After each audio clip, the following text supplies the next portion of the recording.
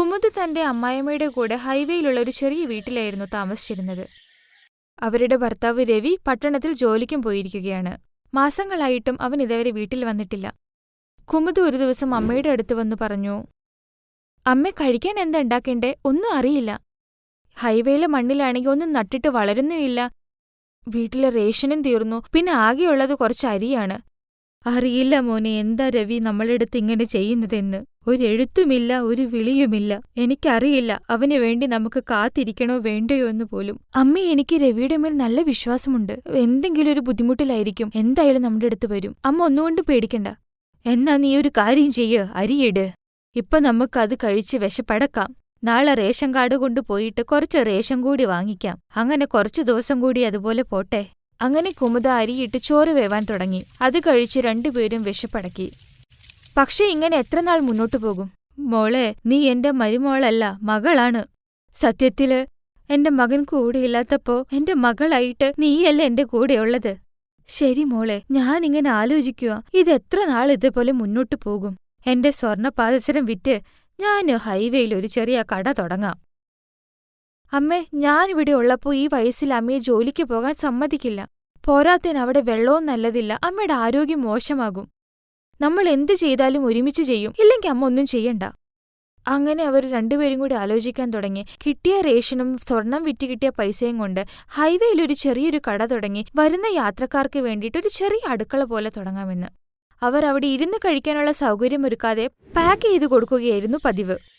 അമ്മേ, എല്ലാം ശരിയായിട്ടുണ്ട്. ഇനി ആരെങ്കിലും വന്നാ മതി. ഇത്രയും കഷ്ടപ്പെട്ടതിന് നമ്മുടെ ദൈവം നമുക്ക് നല്ലതേ വരുത്തൂ മോളെ. നീ ഒന്നുകൊണ്ട് വിഷമിക്കണ്ട. കുറച്ചു കഴിഞ്ഞൊരു വ്യാപാരി അങ്ങോട്ട് വന്നു. എന്നിട്ട് പറഞ്ഞു, നിങ്ങൾ അമ്മായിമ്മയും മരുമകളും നല്ല കാര്യമാണല്ലോ ചെയ്തിരിക്കുന്നത്. ഈ ഹൈവേയിൽ തന്നെയാണല്ലോ കച്ചവടം തുടങ്ങിയിരിക്കുന്നത്. ഇവിടെ 20 കിലോമീറ്റർ വരയ്ക്കും കഴിക്കാനോ കുടിക്കാനോ ഒന്നും കിട്ടുന്നില്ലല്ലോ. വളരെ നന്നായിരിക്കുന്നു. എന്താണ് സാർ വേണ്ടത് നിങ്ങൾക്ക്?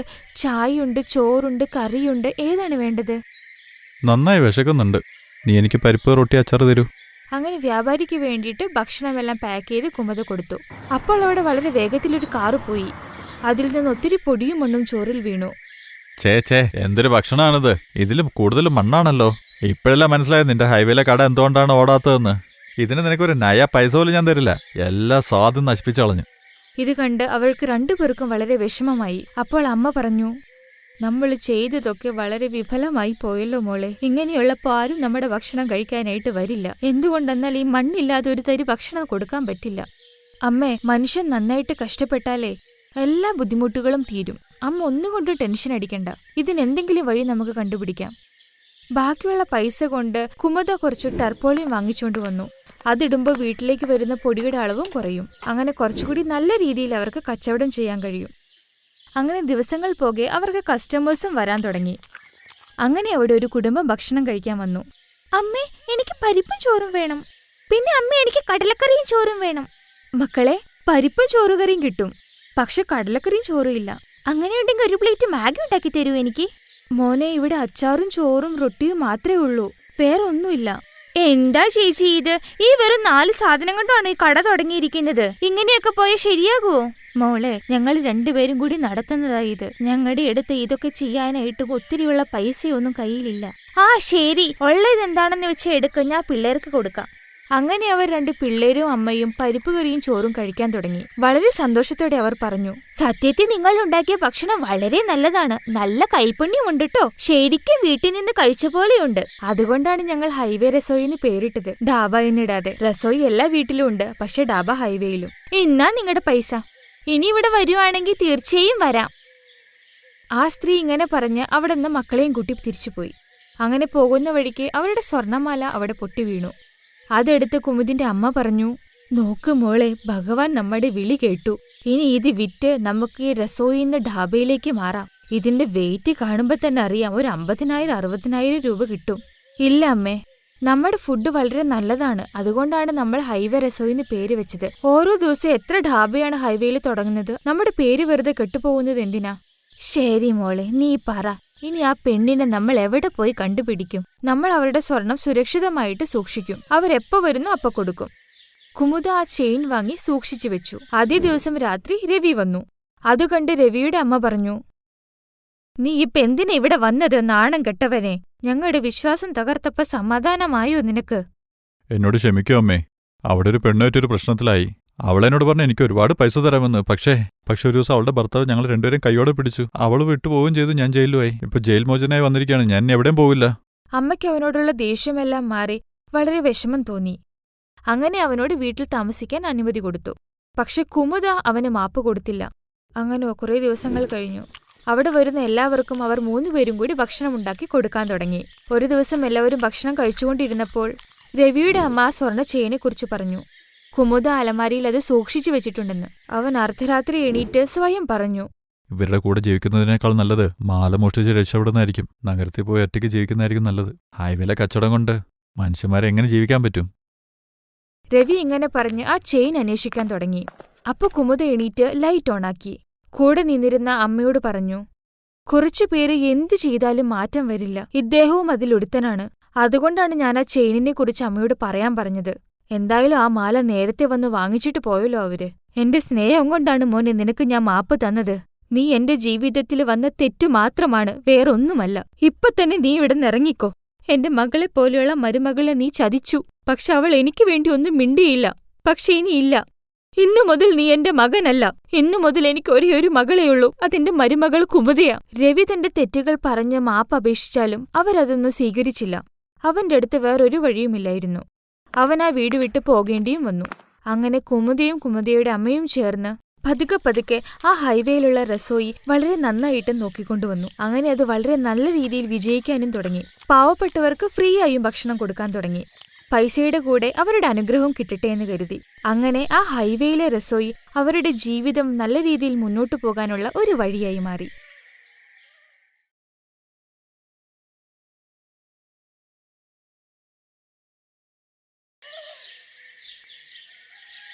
ദീപക്കിന് നല്ല സാലറി ഉണ്ടായിരുന്നു. അതുകൊണ്ട് കല്യാണം കഴിഞ്ഞ 1 വർഷത്തിനുള്ളിൽ പ്രിയ ഭർത്താവിന്റെ വീട്ടിൽ നിന്നും മാറി. അവർക്ക് വേണ്ടി ഒരു വലിയ ഫ്ലാറ്റും വാങ്ങി. അവിടെ വലിയ 3 റൂമും വലിയ അടുക്കളയുമുണ്ട്. അങ്ങനെ തന്റെ അടുക്കള വളരെ വലുതാണെന്ന് ഒരുപാട് തവണ പ്രിയ അഹങ്കാരത്തോടെ ജ്യേഷ്ഠത്തി ജ്യോതിയോട് പറയുമായിരുന്നു. ജ്യോതി ചേച്ചിയുടെ അടുക്കള നല്ല ക്ലീനാണല്ലോ. എപ്പോഴും വൃത്തിയുണ്ട്. എന്റേത് ഇത്ര വൃത്തിയൊന്നുമില്ല. ഇത്രയും ചെറിയ അടുക്കള ആയതുകൊണ്ടായിരിക്കുമല്ലേ ഇത്ര വൃത്തി? അങ്ങനെയൊന്നുമില്ല. എല്ലാം ശീലമാക്കി കഴിഞ്ഞാൽ ചെറിയ സ്ഥലമാണെങ്കിലും നമുക്ക് വൃത്തിയാക്കി വെക്കാൻ പറ്റും. സാധനങ്ങളൊക്കെ അടുക്കി വെക്കുന്നതൊരു ശീലമാക്കണം, അത്രേ ഉള്ളൂ. എന്ത് വൃത്തിയാക്കി വെക്കാൻ? എല്ലാം കൂടി ഒരിടത്ത് വെച്ചാൽ പോരെ? എന്റെ അടുക്കള വന്ന് നോക്ക്, എന്ത് വലുതാ. എന്റെ അടുക്കളയിൽ എല്ലാ തരത്തിലുള്ള ഉപകരണങ്ങളും ഉണ്ട്. ചേച്ചിയുടെ കയ്യിൽ മിക്സി മാത്രമേ ഉള്ളൂ. ഇപ്പോൾ അതുമാത്രം മതിയോ? വർഷേ, നീ എന്റെ വീട്ടിലോട്ട് വാ, അപ്പോ കാണിക്കാം എന്താണ് അടുക്കളയെന്ന്. നീ എപ്പോഴും പറയുന്നുണ്ടല്ലോ വലിയ അടുക്കള എന്ന്. സമ്മതിച്ചു. നമുക്കൊരു കാര്യം ചെയ്യാം. ഒരു ദിവസം മുഴുവൻ നിന്റെ വീട്ടിൽ വന്ന് നിൽക്കാം. അത് ശരിയാ. നാളെ ഞങ്ങൾ നിന്റെ വീട്ടിലേക്ക് വരാം. നാത്തൂനും അമ്മായിയമ്മയും പറയുന്നത് കേട്ട് പ്രിയ ഞെട്ടി. അവൾ മനസ്സിൽ ചിന്തിച്ചു, നാളെ ഇവർ വരുന്നുണ്ടെങ്കിൽ എന്റെ അടുക്കളയൊന്ന് വൃത്തിയാക്കിയിടണം. എന്റെ വലിയ ഇലക്ട്രിക് സാധനങ്ങൾ എന്തെങ്കിലും കേടായതുണ്ടെങ്കിൽ അതെടുത്ത് അടുക്കളയുടെ വെളിയിൽ കളയണം. അല്ലെങ്കിൽ എന്റെ വലിയ അടുക്കള ചീത്തയാകും. ഇവരെ വരുത്താതെ നാളെ ഇതെല്ലാം ചെയ്യാം. പക്ഷെ എങ്ങനെ? ഈ ഐഡിയ കൊള്ളാം. പ്രിയ പറഞ്ഞു നിൽക്കാനായി നല്ല കഴിവുള്ള ആളായിരുന്നു. അവൾക്കവരെ വീട്ടിലേക്ക് കൊണ്ടുപോകാൻ താല്പര്യമേ ഇല്ല. പ്രിയ ഫ്രണ്ടായ ആച്ചലിനോട് ആ സമയം കോൾ ചെയ്യാൻ പറഞ്ഞു. ആച്ചലും അപ്പോൾ തന്നെ പ്രിയയെ വിളിച്ചു. ഹലോ, നീ നാളെ ഡോക്ടറിന്റെ അപ്പോയിന്റ്മെന്റ് എടുത്തോ? അതിനൊരു ദിവസം പോയി കിട്ടില്ലേ? അത് കഴിഞ്ഞാൽ വേറെ അപ്പോയിന്റ്മെന്റ് ഇല്ലല്ലേ? എന്നാൽ ശരി, നാളത്തേക്കെടുത്തേക്ക്. ഞാൻ വർഷയും അമ്മയും മറ്റന്നാൾ വിളിക്കാം. ശരിയെന്നാ, ബൈ. അമ്മേ, നാളെ എനിക്ക് ഡോക്ടറിന്റെ അടുത്ത് പോകണം. എന്റെ കൂട്ടുകാരിയില്ലേ ആച്ചൽ, അവൾക്ക് ദില്ലിയിൽ ആരുമില്ല. അതുകൊണ്ട് നാളെ അവളുടെ കൂടെ ഡോക്ടറിന്റെ അടുത്ത് പോകാമോന്ന് ചോദിച്ചു. അവൾക്ക് തന്നെ പോകാൻ അറിയില്ലെന്ന്.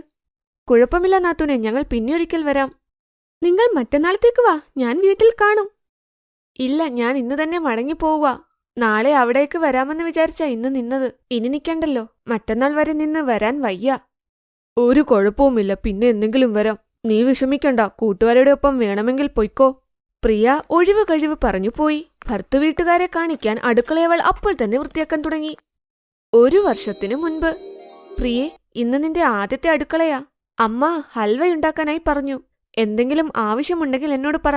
സാധനമൊക്കെ ഇവിടെ വെച്ചിട്ടുണ്ട്. ഇത്രയും ചെറിയ അടുക്കളയിൽ? എനിക്ക് ഭക്ഷണം ഉണ്ടാക്കാനൊന്നും അറിയില്ല. ഇവിടെ നിൽക്കാൻ പോലും സ്ഥലമില്ല. ഞാൻ വിയർത്ത് കുളിക്കും. ഇത്രയും ചൂടത്ത് നിന്ന് എങ്ങനെ പണിയെടുക്കാൻ പറ്റും? അമ്മയോട് പറഞ്ഞേക്കൂ ഞാൻ ആദ്യ അടുക്കളയിൽ ഒന്നും ചെയ്യുന്നില്ലെന്ന്. ഞാൻ എന്തെങ്കിലും ഉണ്ടാക്കണമെങ്കിൽ എന്റെ അടുക്കള വലുതായിരിക്കണം. നീ എന്തായി പറയുന്നത്? വധുവിന്റെ ആദ്യ അടുക്കള ഒരു ചടങ്ങാണ്. ഇത് ചെറിയ അടുക്കളയാണെന്ന് പറഞ്ഞ് നീ ചടങ്ങ് ചെയ്യാൻ വിസമ്മതിക്കുന്നോ? അയ്യോ, ഞാൻ കല്യാണം കഴിച്ചു വന്നിട്ട് 40 വർഷമായി ഈ അടുക്കളയിലാണ് പണിയെടുക്കുന്നത്. കഴിഞ്ഞ 8 വർഷങ്ങളായി ജ്യോതിയും ഇവിടെയാണ് പണിയെടുക്കുന്നത്. ഞങ്ങൾക്ക് തോന്നിയിട്ടില്ല ഇത് ചെറിയ അടുക്കളയാണെന്ന്. നോക്ക്, അടുക്കള എന്ത് ഭംഗിയായിട്ടാ വെച്ചിരിക്കുന്നത് നിന്റെ ജ്യേഷ്ഠത്തി. ചേട്ടത്തി ഈ ചെറിയ അടുക്കളയിൽ അഡ്ജസ്റ്റ് ചെയ്തിട്ടുണ്ടെങ്കിൽ ഞാനെന്തിനാ ഈ ചെറിയ അടുക്കളയിൽ അഡ്ജസ്റ്റ് ചെയ്യേണ്ടത്? ഞങ്ങൾ ഈ വർഷം തന്നെ പുതിയ ഫ്ലാറ്റിലേക്ക് മാറും. അവിടെ ഞാൻ വലിയ അടുക്കളയും വെക്കും. എനിക്ക് പറ്റില്ല ഈ ചെറിയ അടുക്കളയുള്ള വീട്ടിൽ കഴിയാൻ. പ്രിയ അതിനുശേഷം ആ ചെറിയ അടുക്കളയിൽ കയറിയിട്ട് പോലുമില്ല. അങ്ങനെ 1 വർഷത്തിനുള്ളിൽ അവർ വേറെ വലിയ ഫ്ലാറ്റിൽ താമസിച്ചു. പ്രിയയുടെ ഫ്ലാറ്റ് വലുതായെങ്കിലും അവളുടെ മനസ്സ് വളരെ ചെറുതായിരുന്നു. ജ്യോതിയുടെ അടുക്കള ചെറുതാണെങ്കിലും അവളുടെ മനസ്സ് വലുതാണ്. കല്യാണത്തിനു ശേഷം ജ്യോതി ആ കൊച്ചു അടുക്കളയിൽ ഒരുപാട് തവണ ബുദ്ധിമുട്ടിയിട്ടുണ്ട്. ഇടയ്ക്കിടയ്ക്ക് അമ്മായിയമ്മയ്ക്ക് തോന്നാറുണ്ടായിരുന്നു അടുക്കളയുടെ കുറച്ച് സ്ഥലത്ത് അടുക്കള വലുതാക്കി ആധുനിക കിച്ചൺ ചെയ്യാമെന്ന്. അതിനെക്കുറിച്ച് അവിടെ സംസാരം വന്നു. മോനെ, ഞാൻ ചിന്തിക്കുകയായിരുന്നു അടുക്കള കുറച്ച് വലുതാക്കിയാലോ എന്ന്. ഇപ്പോൾ കുടുംബവും വലുതായില്ലേ, മരുമോൾക്ക് ചെറിയ അടുക്കളയിൽ ബുദ്ധിമുട്ടുണ്ടായിരിക്കും. അവൾ ഒരിക്കലും അത് പറഞ്ഞിട്ടില്ല. പക്ഷേ എന്റെ മനസ്സിൽ തോന്നുന്നുണ്ട് അടുത്ത വർഷമെങ്കിലും അടുക്കള വലുതാക്കണമെന്ന്. മരുമകൾക്കത് വലിയൊരു സഹായമാകും. ശരിയമ്മേ, ഞാൻ ഇന്ന് തന്നെ വലിയ അടുക്കള ഉണ്ടാക്കാൻ വേണ്ടി ഏതെങ്കിലും ഡീലറിനോട് സംസാരിക്കാം. ജ്യോതിക്ക് വേണ്ടി വലിയ അടുക്കള ഉണ്ടാക്കാനുള്ള സർപ്രൈസ് അമ്മായിയമ്മയ്ക്കും മകനുമിടയിൽ നടന്നു. ഇക്കാര്യങ്ങൾ തീരുമാനിച്ചപ്പോൾ പെട്ടെന്ന് നല്ല മഴക്കാലവും വന്നു. അങ്ങനെ ഒരു ദിവസം പ്രിയയുടെ അടുക്കളയിൽ വന്ന് പ്രിയ നോക്കിയപ്പോൾ അതിന്റെ ജനലിനടുത്തായി രാത്രി മഴ പെയ്ത് അടുക്കള മുഴുവനും വെള്ളം കയറിയിരുന്നു. അടുക്കളയിലുണ്ടായിരുന്ന ഉപകരണങ്ങളും സാധനങ്ങളും മഴവെള്ളത്തിൽ നശിച്ചുപോയി. പ്രിയയുടെ സുന്ദരമായ വലിയ അടുക്കള മഴ കാരണം നശിച്ചുപോയി. ഭക്ഷണം എങ്ങനെ ഉണ്ടാക്കുമെന്ന് പ്രിയ പേടിച്ചു. പ്രിയേ, എനിക്ക് തോന്നുന്നത് ഗ്യാലറിയിൽ നമ്മൾ പുതിയ ജനൽ വെച്ചില്ലെങ്കിൽ വെള്ളം ഉള്ള ഒരു ജനലിൽ കൂടെ അകത്ത് വരും. ഇനിയിപ്പോൾ മഴ നിന്നിട്ടേ നമുക്ക് പുതിയ ജനൽ വയ്ക്കാനും പറ്റൂ. ഈ വെള്ളമെല്ലാം ജനലിലൂടെയാ വരുന്നത്. എന്തെങ്കിലുമൊക്കെ ചെയ്തേ പറ്റൂ. പക്ഷേ ഭക്ഷണം എങ്ങനെ ഉണ്ടാക്കും? അടുക്കളയിൽ നിൽക്കാൻ പോലും സ്ഥലമില്ല. എല്ലാം നശിച്ചുപോയി. കുഴപ്പമൊന്നുമില്ല, മഴയൊക്കെ തോരുമ്പോൾ എല്ലാ പ്രശ്നങ്ങളും തീരും. ഒരു കാര്യം ചെയ്യാം, നമുക്ക് ചേട്ടൻ്റെ വീട്ടിലേക്ക് പോകാം. അവിടെ പോയി കഴിക്കാം. പ്രിയയ്ക്ക് അതല്ലാതെ വേറെ മാർഗമില്ലായിരുന്നു. രവിയോടൊപ്പം ജ്യോതിയുടെ വീട്ടിലേക്ക് പോയി. ഒരു കുഴപ്പവുമില്ല മോളെ, നമ്മൾ പുതിയ പുതിയ വീട്ടിൽ താമസിക്കുമ്പോൾ ഇങ്ങനത്തെ പ്രശ്നങ്ങളെല്ലാം ഉണ്ടാകും. പിന്നെ മനസ്സിലാകൂ കുഴപ്പമൊന്നുമില്ലെന്ന്. ശരിയാക്കാൻ പറ്റാത്ത എന്ത് കാര്യമാ ഉള്ളത്? ജ്യോതി എല്ലാവർക്കും വേണ്ടി ഭക്ഷണമുണ്ടാക്ക്. ചേച്ചി, ഞാനും വന്ന് സഹായിക്കാം. ഇത്രയും ചെറിയ അടുക്കളയിൽ ഇപ്പോൾ എങ്ങനെയുണ്ടാക്കും? ജ്യോതി ചേച്ചി, സോറി, ഞാൻ തെറ്റ് ചെയ്തു. ഞാൻ നമ്മുടെ ബന്ധമൊന്നും ചിന്തിച്ചേയില്ല. ഇപ്പോൾ നോക്ക്, ഞങ്ങൾക്ക് പ്രോബ്ലം വന്നപ്പോൾ നിങ്ങൾ വേണ്ടി വന്നു. നമുക്കിന്ന് ഒരുമിച്ച് ഭക്ഷണം ഉണ്ടാക്കാം. ആഹാ, അത് നന്നായി. ഒരിക്കലെങ്കിലും നീ ചെറിയ അടുക്കളയിൽ ഭക്ഷണം ഉണ്ടാക്ക്. കാരണം അടുത്ത തവണ നീ ഇവിടെ പാചകം ചെയ്യുമ്പോൾ ഇത് ചെറിയ അടുക്കളയായിരിക്കില്ല. കാരണം ഞങ്ങൾ ജ്യോതിക്ക് വേണ്ടി വലിയ അടുക്കള ഉണ്ടാക്കുകയാണ്. വലിയ അടുക്കള? എനിക്ക് മനസ്സിലാകുന്നില്ല. അതേ ജ്യോതി, അമ്മയുടെ തീരുമാനമാ. അടുത്ത വർഷത്തിനുള്ളിൽ ഈ അടുക്കളയെക്കുറിച്ച് നന്നാക്കി നമുക്ക് ഇതേ അടുക്കള തന്നെ വലുതാക്കാം. ആ തീരുമാനം നന്നായി ചേട്ടാ. ചേട്ടത്തി ഇത്രയും വർഷമായി ഈ ചെറിയ അടുക്കളയിലല്ലേ ജോലി ചെയ്യുന്നത്. ചൂട് സമയം വരുമ്പോൾ നല്ല ബുദ്ധിമുട്ടായിരിക്കും. വലിയ അടുക്കള ഉണ്ടാക്കി കഴിഞ്ഞാൽ ചേട്ടത്തിക്കും അതൊരു സഹായമാകും. ജ്യോതിയുടെ മുഖത്ത് സന്തോഷം തെളിഞ്ഞു. അവൾ ഇത്രയും കാലം ആ ചെറിയ അടുക്കളയിൽ കഷ്ടപ്പെട്ടിരുന്നു. എന്നാൽ ഇന്നവളുടെ ചെറിയ അടുക്കള വലിയ അടുക്കളയായി മാറാൻ പോകുന്നു. ചിലപ്പോൾ നമ്മൾ ഒന്നും ചോദിച്ചില്ലെങ്കിലും നമുക്കുള്ളത് വരിക തന്നെ ചെയ്യും. അതുകൊണ്ടെല്ലാവരും സഹനശീലമുള്ളവരായിരിക്കണം. Thanks for watching.